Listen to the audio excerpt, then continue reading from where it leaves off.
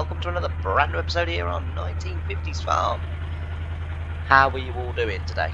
Hopefully everyone's doing good and your day is going as you would hope and expect.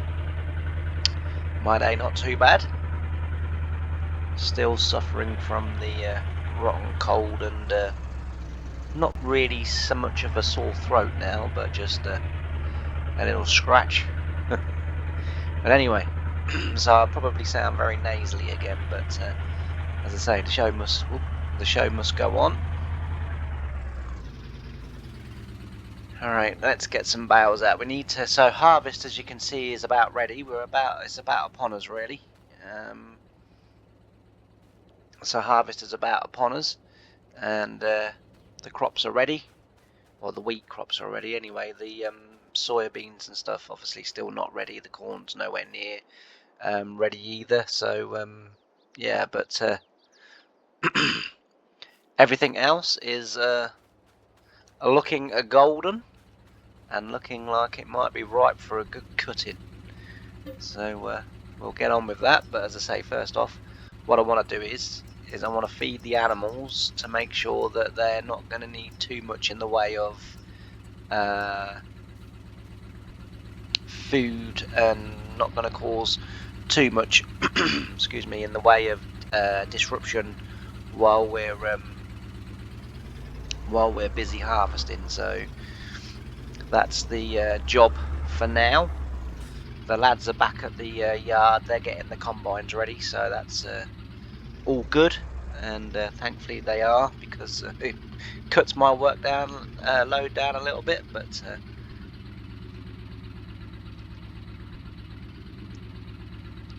it's tricky to get these up from there, because the trigger is not all that far away. What tends to happen is that as you lift, the way this forklift lifts is it then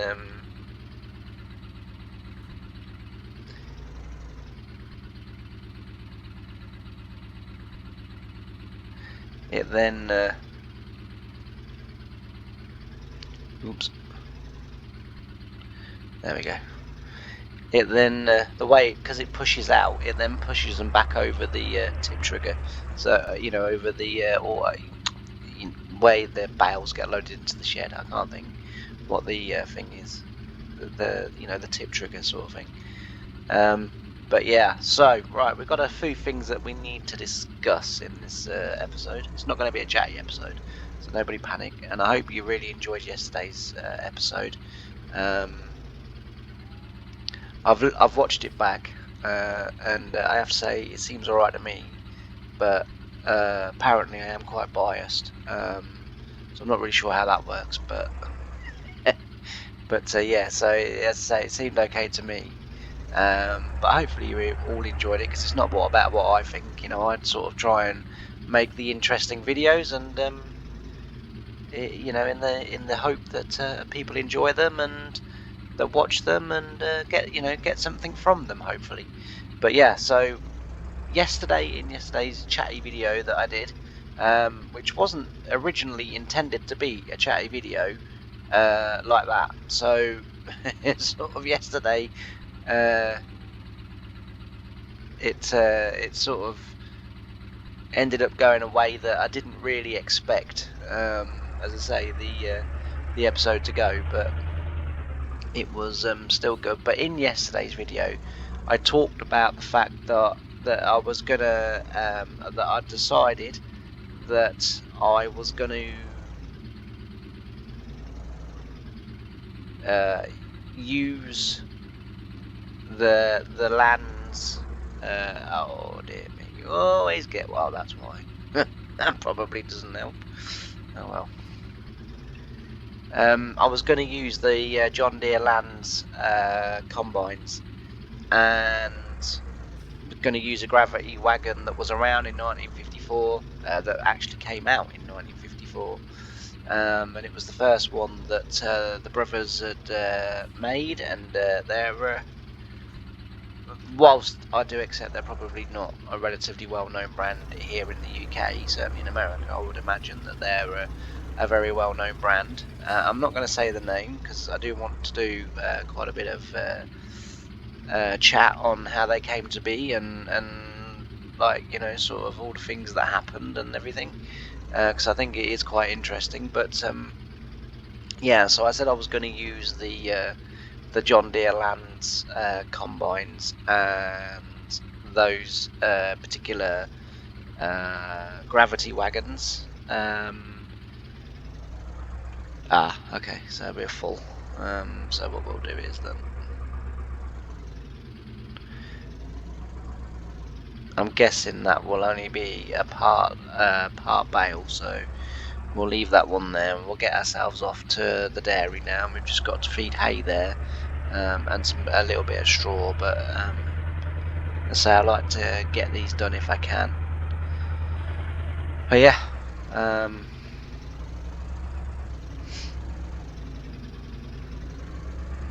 I like to get these done. I wouldn't mind buying these fields around here now for Harry, because as I said yesterday, you know, 19 sort of in the mid 50s and the late 50s and into the 60s, Harry and the dairy were buying land, and you know, making themselves short really. You know, both, well, certainly Harry, you know, admitted it when he was alive that it felt to him for many years like he was taking food out of the mouths of his babies in order to facilitate the growth of the farm. But he realised and knew, as did the dairy, and you know, and across America there would have been other farms that would have realised too that, you know, yes, there was no demand for food, but at some point that would switch back, you know. And what a lot of American farmers, and as I say, in particular, we're sort of following Harry and the dairy, what they kind of figured was that while yes, there was no demand, and so therefore you were spending money that you weren't going to be able to recoup, you know, from that year's crop sales, it was still important to spend that money and invest that money in land, because obviously, you know, when the demand comes back again, which at some point it will, you know, everyone knew that. It was a case of, you know, as I said yesterday, riding the storms. But when that demand came back, obviously as individuals, as businesses, they were able to grow far more than, you know, their competitors and what have you. And so therefore, you know,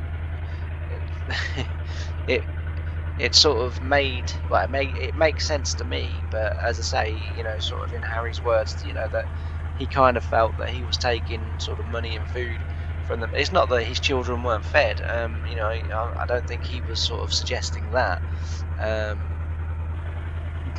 but the money that, you know, he could otherwise, I guess, spend on, you know. But I mean, you know, the flip side to that to remember is that they were growing their own, you know, food. You know, the wheat that they grew, yeah, they probably couldn't sell it, or, you know, could only sell some of it for a very low price, but they could make flour out of that wheat, you know, that, you know, bread and, you know, sort of different things. So yeah, it's just one of those things, really. You know, I worked on the second farm, and we had 2 years where there was just no demand for anything. You know, and you know, we had a shed full of potatoes and nothing to do with them. And in the end, it got to the point where they just said, "Look, you know, lads, whenever the missus says we need some more potatoes, come and get a couple of bags." And you know, that's sort of what we kind of did. You know, so that, you know, it has happened in my lifetime. Like I say, it only lasted 2 years, and then and it weren't just potatoes either. It was wheat, potatoes, and what was the other crop that we couldn't get rid of that year? Wheat, potato, was it onions maybe? I know it was another veg crop that we just could not get rid of it. Might have been cauliflower actually. Now if I come to think of it, it might have been the cauliflowers, because I think it was, because I ended up ploughing. We had about 9,000.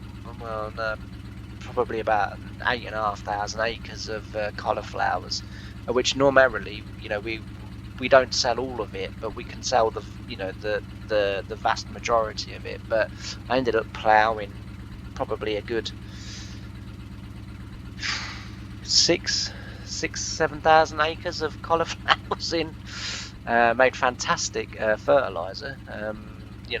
Really did do the ground a lot of good. But yeah, it was a bit of a rough 2 years, that was. The cauliflowers only lasted a year, funnily enough, before we were able to produce and shift them.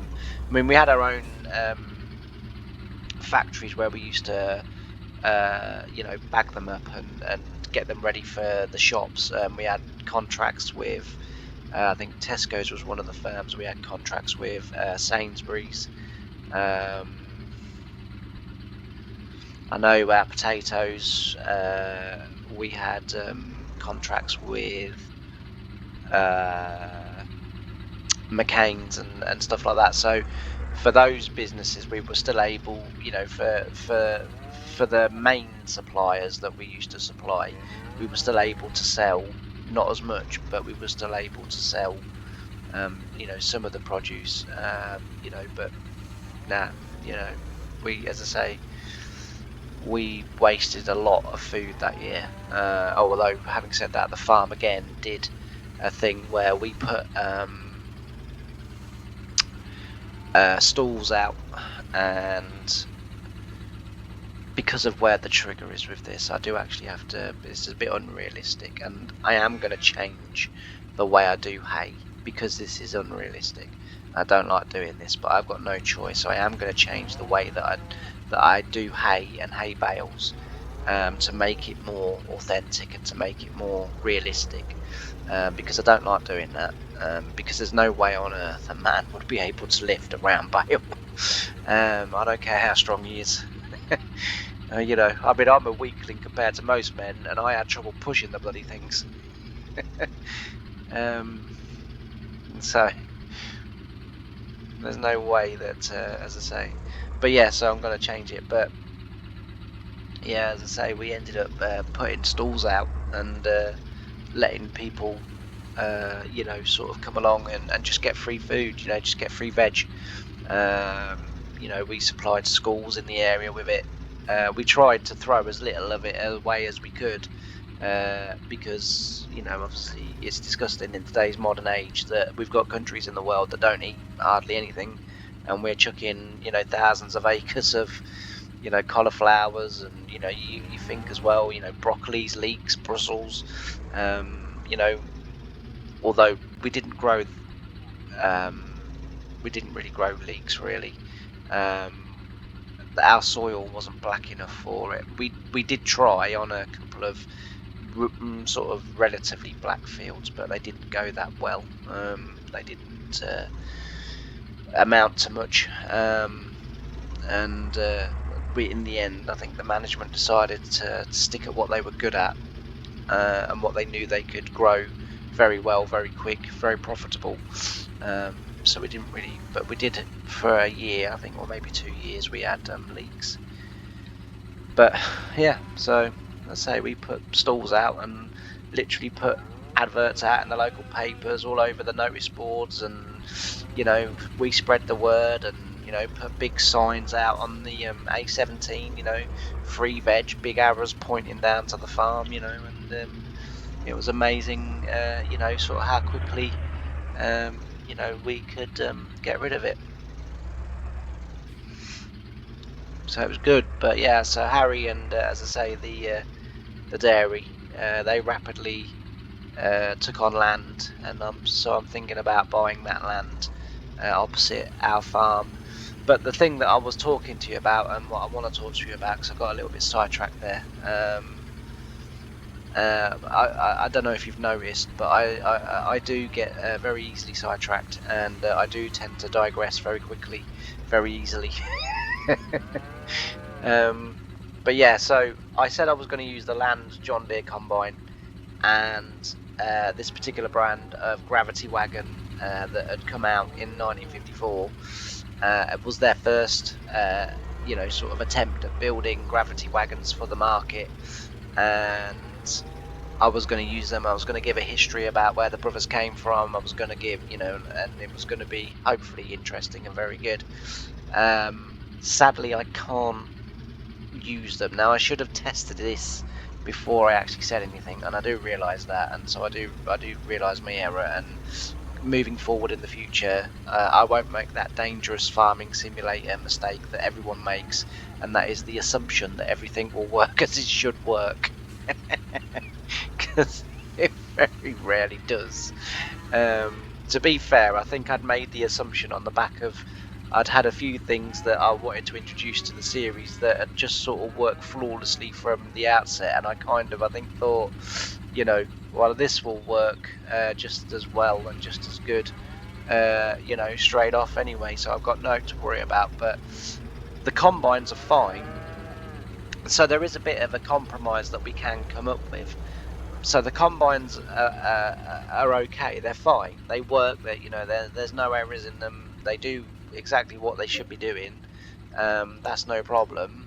The only thing that I would say is, well, the issue I've got with using the gravity wagons is the augers come straight out from the side of the combine, and the gravity wagons that I found, all of them, because I've even tried different brand ones and I've tried different modded ones, they're all too tall for the auger, so I can't get the auger over the gravity wagon. Now I could, I don't know if it's here, it might be here, I could use this trailer, and I have tested this out, so I am now speaking from experience. So I could use this trailer or these two trailers work absolutely fine with the augers, because as I say, they come literally straight out and they just about clear that trailer. To make it really comfortable, you take the wooden extension off, but they just about clear that, which obviously means they're not very tall. The augers don't come out very high. I tried as well the Massey Ferguson combine, because I thought, well, I'll switch brand. I do often say, I have to balance between what they did in real life and what's the game's capable of, and what I can sort of physically do in the game. But the Massey Ferguson auger doesn't quite clear the gravity wagons either. I can get the gravity wagon underneath, but then it tends to just lift the auger side of the combine up ever so slightly, and then with courseplay that messes it up. So I can use these trailers, but the thing with those trailers is very low capacity, and I can't keep 3 combines going. I'm not good enough in Blender and Giants Editor to alter the augers to get them so that they're just high enough for them to go over the gravity wagon, so that we can actually use the gravity wagon. So it kind of leaves me in a bit of a predicament, and I've decided that until the 1960s, when we still can't use the exact brand of John Deere combine that the dairy had. So 10 years from now, 65 actually, but in 65 they changed combines again, and whilst that particular model is not available in FS, so the one that came out in the early 70s is available. The dairy didn't have that particular combine, but I thought it's an acceptable compromise. So we can still, in sort of 10, 11 years time, that was too fast, James. We can do that, but yeah, so unfortunately, at the moment, I've still got to be using the old pull-behind combine that I'd planned that Harry was going to buy, and we were going to still be using it, but we were going to be using it on Harry's farm rather than the dairy farm. But as I say, because I can't get none of the really old combines, the only combine I've got really left that I could try is the Claas Matador, but I've got a feeling that's going to be the same again. But I will try and find a Claas Matador Mark 1, because there were several versions of it through the years, but I will try it just because I do want to try and move us over to a self-propelled combine, because as I say, that is what happened in real life. But yeah, so Harry didn't move over to self-propelled combine until the 60s, and then he had that a self-propelled combine. Well, he had two self-propelled combines, and then in mid-70s, I think it was, I'm sure it's the mid-70s, looks as if that's full. So what we'll do is we'll shove them in there like that. Try and get that one in if I can. There we go. And then they'll just self-feed, and then we can go and feed the other one, and then we'll be ready to start combining. Right, what I'm going to do is I'm going to do a little bit of time lapse. Like I say, this isn't going to be a chatty video because you don't need two in a row, and you know, all we'll have done in this one is fed a bit of hay to the cows, and you know, we all need more action in a video than that. So as I say, I'm going to switch over to a little bit of time lapse, and then I'll see you at the end when we've got something done. So I'll see you in a bit. Our hearts beat to the city streets. We began to feel the fire. We rise like tall buildings as the chemicals, they take us higher. The night's young, it has just begun, as she puts her hand in mine. We wanna chase the night, wanna dance to the light, pull the stars from the sky, just two hearts running wild. Never sleep, never stop, as we shout from the top. We're gonna be two hearts running wild.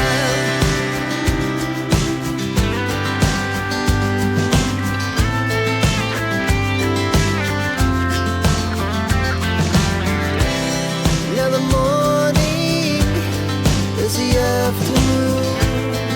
We lay awake in bed. The laughs so loud as the hours pass. We're gonna do it all again. We wanna chase the night, wanna dance to the light, pull the stars from the sky, just two hearts running wild. Never sleep, never stop, as we shout from the top. We're gonna be, we're gonna be two hearts running wild.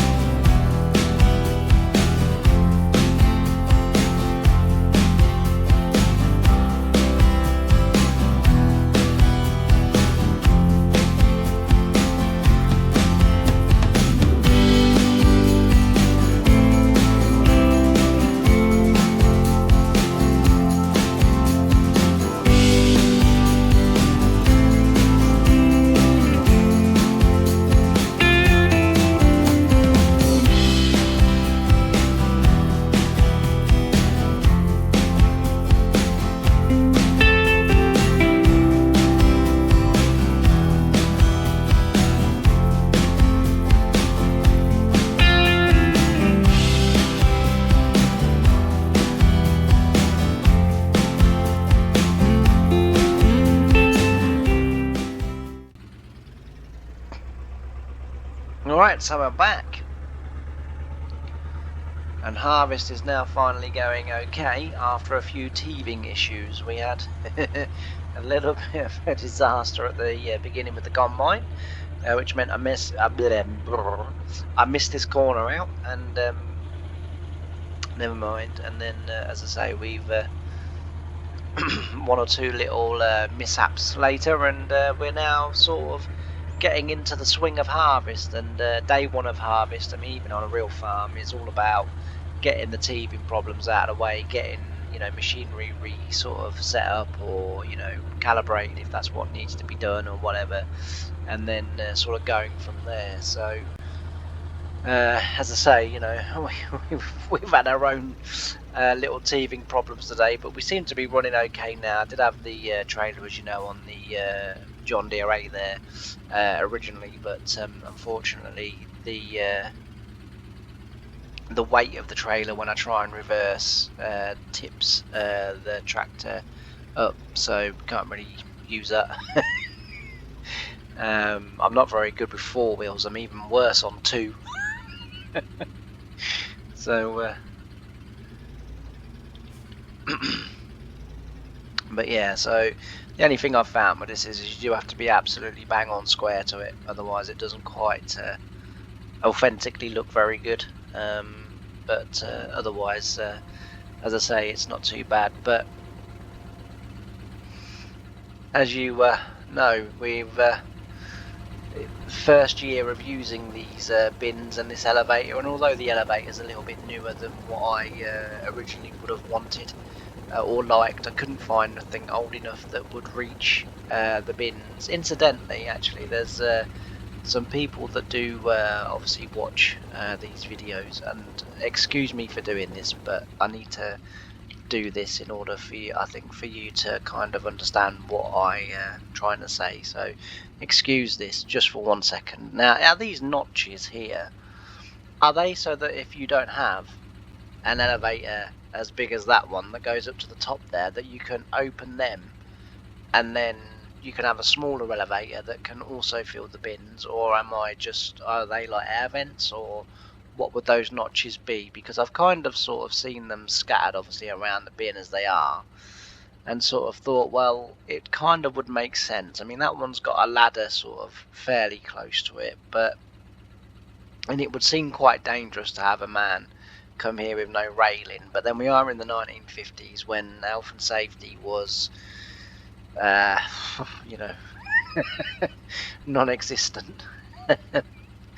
But I just wondered whether they are for loading if you've got smaller elevators and you haven't got one that will reach this, or whether they are actually there for other purposes, like air vents, or whatever. I don't know, but let me know in the comments, because I'd be interested to know what they are. As I say, excuse me for running up the thing, but I wanted to sort of kind of get right next to them so that you understood what I was kind of going on with. But yeah, so as I say, we're gradually, slowly but surely filling it up.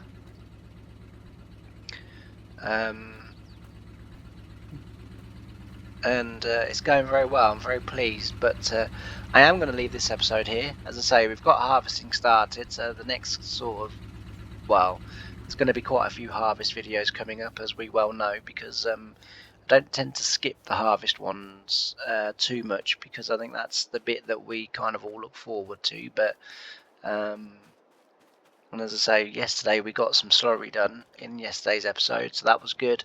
But yeah, so we've got quite a few harvest videos coming out, because we've got the field that we're in, then we've got this field to harvest, we've got Harry's field to harvest, and then if I do decide to buy those fields over there in front of Harry's house, or next to Harry's house but in front of the farm, then we've also got those fields to harvest as well. But as I say, I am sort of trying to keep it as close to real as I can.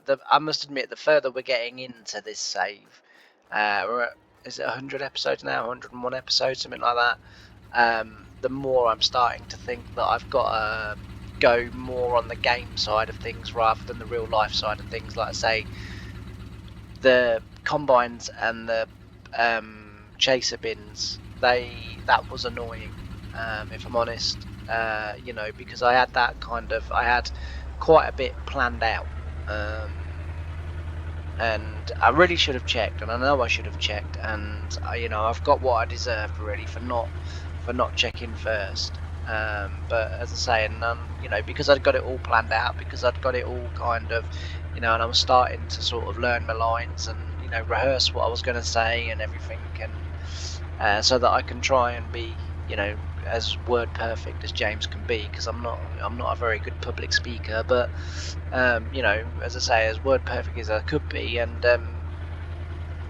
then what happened was that, as I say, today I went to set it up, and I thought, well, I better try it before I start recording. I better just do a quick run through just to make sure. And I did a quick run through, and yeah, we hit some big problems, as in the combines can't unload into the grain chasers. Don't want to be driving that underneath there, James. So yeah, but anyway, as I say, I'm going to leave this episode here. I say the next episode we will pick up the harvest, and we'll carry on with this field. I think in the next episode we should probably get this field pretty much done. I will try and see if I can do a field an episode, and then but that big field, that would probably be over 2 episodes. I would love to live stream harvest, I really would, and I've tried several times now, but for whatever reason my recording software won't connect with YouTube Live, and therefore I can't record. I can't stream live. So if anyone's got any kind of clues or anything, as to what might be happening, so I'm using NVIDIA Experience, because that's according to NVIDIA Experience, it should be able to live stream to YouTube and Twitch and Facebook, and there was another one, I can't remember what that one was, but and to be fair, I hadn't really heard of that, the other one, but yeah, so it should be able to connect to them, and it should be able to as I say, live stream from them. So if anyone's got any suggestions as of what it might be, or see what I mean? Anyway, as I say, any suggestions or anything as to what may be the issue, then I forgot that I'd filled that up, by the way. Then let me know in the comments, and then I'll try and do some live streaming of this series as well. Like when we're doing the planting, or when we're doing the combining, or when we're doing sort of jobs, rather than sort of doing an episode or two and then or an episode, and then when you come back, it's all done. It would be nice if we could do a mixture of doing three videos a week, and I'm thinking about increasing this series to more videos a week, just because this series does get way more views than all my other series, and so therefore, it's a little bit of the sort of Alan Sugar philosophy of if something's selling, just keep selling it. Just keep selling it. And the day it stops selling, stop selling it. Don't sort of and the other series is, as I say, like Sunny Side Up, and I mean, that's come back recently, as I've now got that save up and working again. I don't know quite what was wrong with that save, but as I say, I did link it down to a mod in the end. I've removed the mod, and touch wood, at the moment it is working, but it's not a highly viewed series, so it could go. Moving forward, I've got some other things kind of in line that I want to do, but yeah, so let me know with in terms of the live stream, why that might not be working, and then I'll see if I can do some live streaming, because that would be fantastic. But as for now, thanks ever so much for watching. Really enjoyed having your company.